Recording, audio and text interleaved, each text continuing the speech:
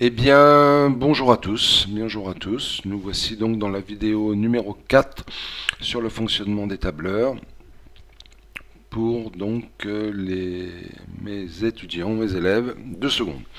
Alors, l'objectif de cette vidéo, c'est d'apprendre un peu mieux le fonctionnement des tableurs, en particulier d'être capable d'utiliser des fonctions. Alors, première chose que nous allons voir, c'est ça. Vous voyez que dans votre tableur, il y a un petit onglet en bas qui est marqué feuille 1. C'est-à-dire quand vous créez un document avec Google Sheets, par définition, la première feuille s'appelle la feuille 1. Alors si ce nom ne vous plaît pas, eh bien vous pouvez le changer. Vous appuyez sur la petite flèche qui est là. Et vous voyez, vous avez un certain nombre d'options. Donc on va prendre la plus simple pour nous. On va faire par exemple renommer. Puis comme c'est notre feuille de début, par exemple, on va l'appeler début. Voilà. Très bien.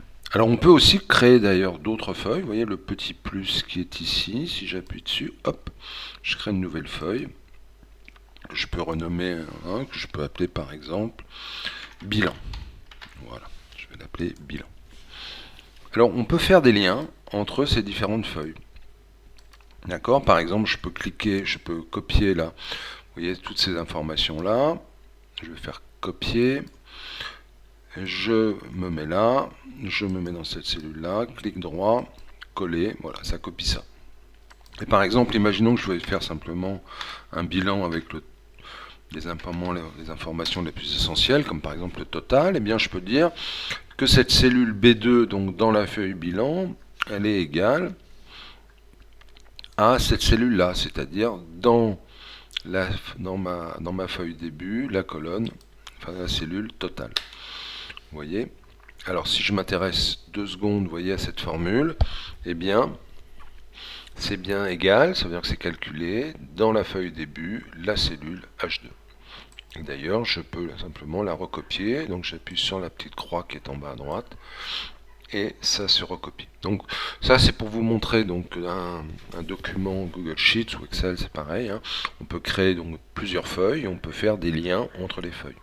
On peut, soit dit en passant, faire aussi des liens entre plusieurs documents. Là, en fait, un document avec plusieurs feuilles, on prend l'habitude de l'appeler un classeur. Dans la terminologie des tableurs, un document comme ça s'appelle un classeur puisqu'il y a plusieurs feuilles. Alors, on va commencer donc l'apprentissage des fonctions. Alors, on va imaginer, donc on va calculer la somme 2020-2021 pour chaque produit. Alors vous allez me dire, on l'a fait déjà, tout à fait, on l'a fait là. Alors, comment on a fait? On peut revenir 2 secondes dessus. On a pointé successivement sur chaque cellule en disant que c'était égal à cette cellule-là. Donc 2 plus F2 plus G2. Alors bon, ça allait, là on avait 3 cellules, mais souvent on a beaucoup plus de cellules à additionner. Et pointer comme ça sur chaque cellule, ça peut être très long, très fastidieux et source d'erreur.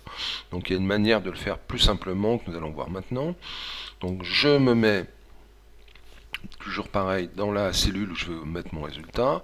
Et là, je vais taper, je vais aller cliquer, vous voyez, sur ce petit icône qui représente un delta. Delta, ça veut dire somme en général en mathématiques. Et donc, hop, je clique dessus et je vais choisir des fonctions. Alors, vous voyez, il y a un paquet de fonctions, donc on étudiera ça un petit peu plus tard. Aujourd'hui, on va aller au plus simple, on va prendre la première qui s'appelle donc somme. Donc qu'est-ce que ça m'écrit? Ça m'écrit déjà égal, ça veut dire que ça va être une cellule qui va être calculée, qui va utiliser une fonction, qui est la fonction somme. Et somme de quoi? Eh bien je vais l'indiquer tout simplement en cliquant avec ma souris, en maintenant le bouton de ma souris enfoncé. Vous voyez, je vais sélectionner les zones, les cellules que je veux additionner. Donc, je valide. Il me propose de faire ça pour les autres lignes, j'accepte. Évidemment, les résultats sont les mêmes, 350, 350, 261, 261, tout va bien.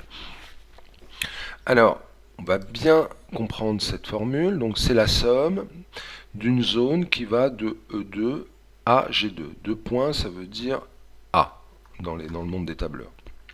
Alors, je vais vous faire une petite démonstration. Je vais créer par exemple un petit tableau. Là, je vais écrire simplement le chiffre 1. Vous voyez, je vais copier ça sur 3 lignes en tout. Vous voyez, donc j'ai 3 lignes de 1, donc ça fait 9 cases. Alors imaginons que je veuille calculer la somme de ces 9 cases. Eh bien, que je vais mettre le résultat par exemple ici. Maintenant, je vais appuyer sur mon petit icône somme. vous voyez, ça me prépare donc ma formule, et je vais sélectionner donc tout cet ensemble. Alors regardez bien ce que ça met bien de F7 à H9. Donc en fait on décrit une zone rectangulaire de notre feuille de calcul. Voilà, et donc on utilise le symbole 2 points qui veut dire jusqu'à. Hein. Vous voyez, donc de F7 à H9, ça se dit, donc je vous l'écris là, 2 points, ça veut dire jusqu'à. D'accord? Voilà. Hein. Alors vous allez me dire, oui, mais si je voulais simplement, par exemple, faire la somme de cette cellule-là et cette cellule-là, est-ce que je pourrais le faire? Alors tout à fait, on va le faire d'ailleurs ici, dans cette cellule-là, on va dire qu'on veut faire la somme, toujours pareil, de cette cellule-là, mais on va pas dire jusqu'à, on va dire juste celle-là, et pour dire juste celle-là, on va enfoncer la touche CTRL, et on va sélectionner, vous voyez, ces deux cellules. Et le 2 points, ben là, c'est plus 2 points, c'est point virgule, parce que point virgule, dans le langage des tableurs, ça veut dire et.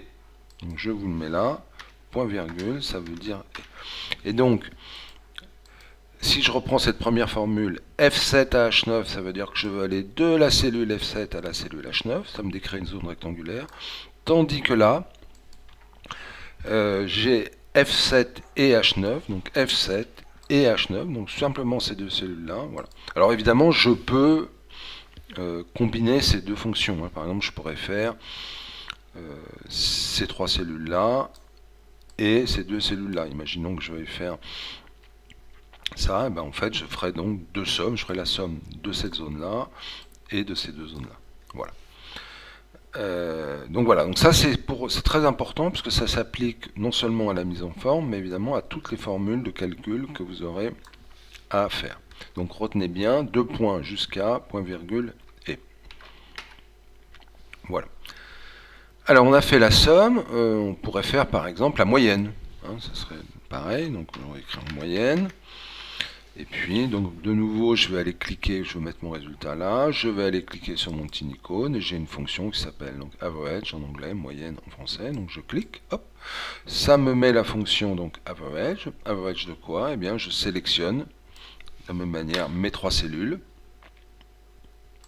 et voilà, donc j'ai mes résultats. Vous voyez qu'il y en a un avec des virgules. Si je veux enlever les virgules, je vous rappelle, je vais dans ce petit icône là qui va me permettre donc de réduire mon nombre de virgules. D'accord?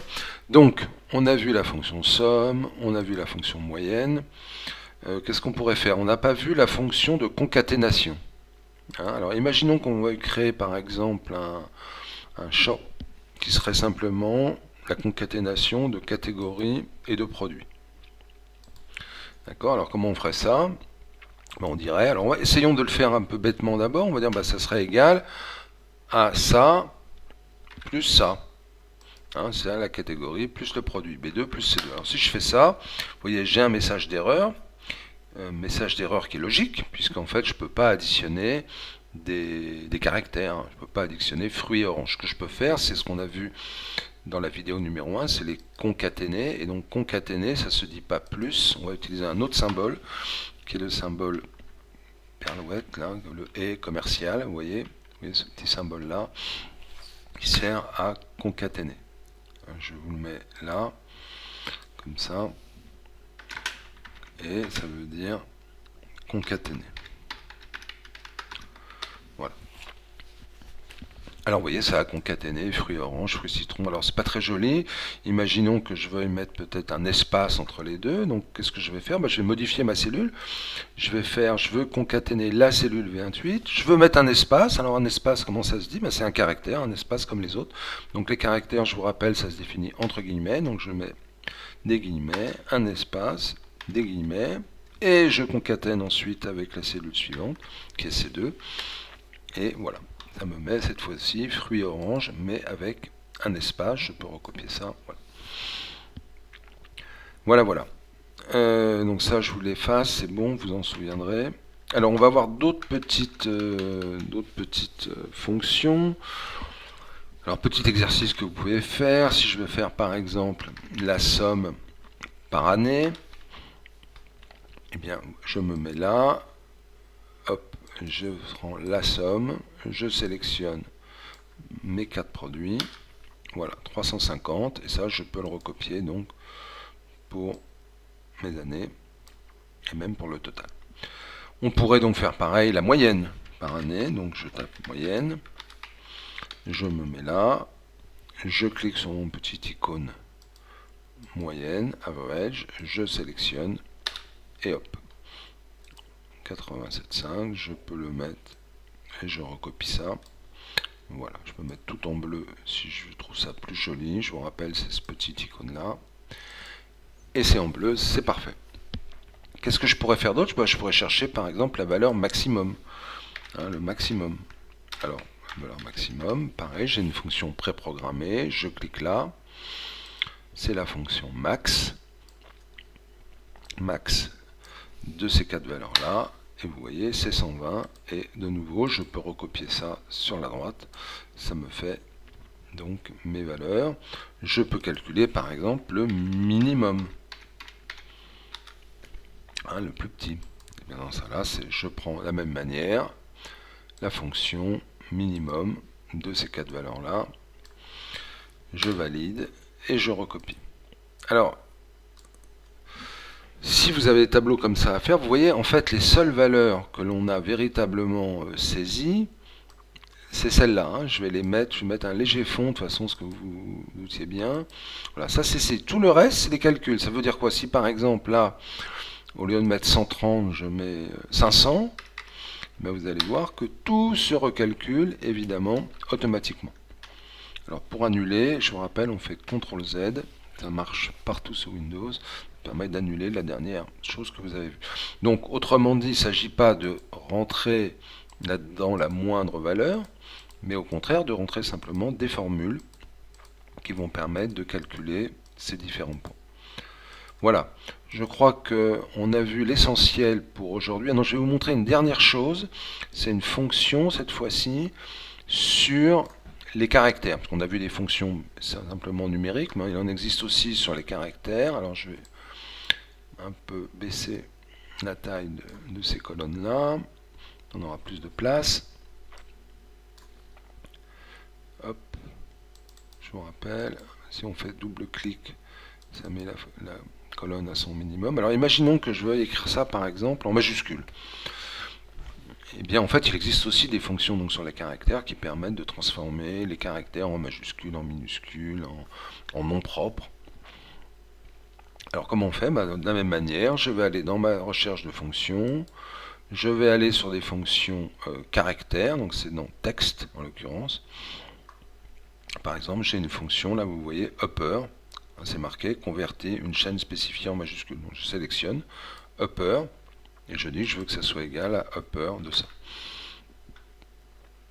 Vous voyez donc fruits orange, fruits citron, légumes carottes, légumes avocats, mais cette fois-ci tout est en majuscule. J'aurais pu le faire directement ici, notez bien. Hein. Il suffirait que là, ça c'est ma formule qui me concatène. Il suffirait simplement que j'applique ma fonction upper à tout ça. Donc je fais bien upper de tout ce que j'ai inscrit, je mets bien mes parenthèses au début et à la fin, et ça me fait le calcul, voilà la transformation exactement que je souhaite, que je peux recopier donc vers le bas, voilà comme ça. Ok, donc du coup ça je peux le supprimer. Donc vous voyez là on a un mélange entre une fonction upper et la concaténation. Et vous voyez que si par exemple là au lieu de mettre fruits, je mets j'en sais rien moi yaourt, eh bien, yaourt orange apparaît là. D'accord? Donc je vais annuler ça, CTRL Z, pour que ça revienne dans l'état où c'était. Voilà, voilà. Donc je crois que c'est assez pour cette vidéo numéro 4. Je vous conseille vraiment de vous entraîner à faire ça, de façon à ce que vous maîtrisiez bien ces outils et qu'on puisse passer donc à la vidéo numéro 5 sur les fonctions logiques. Je vous dis à très vite.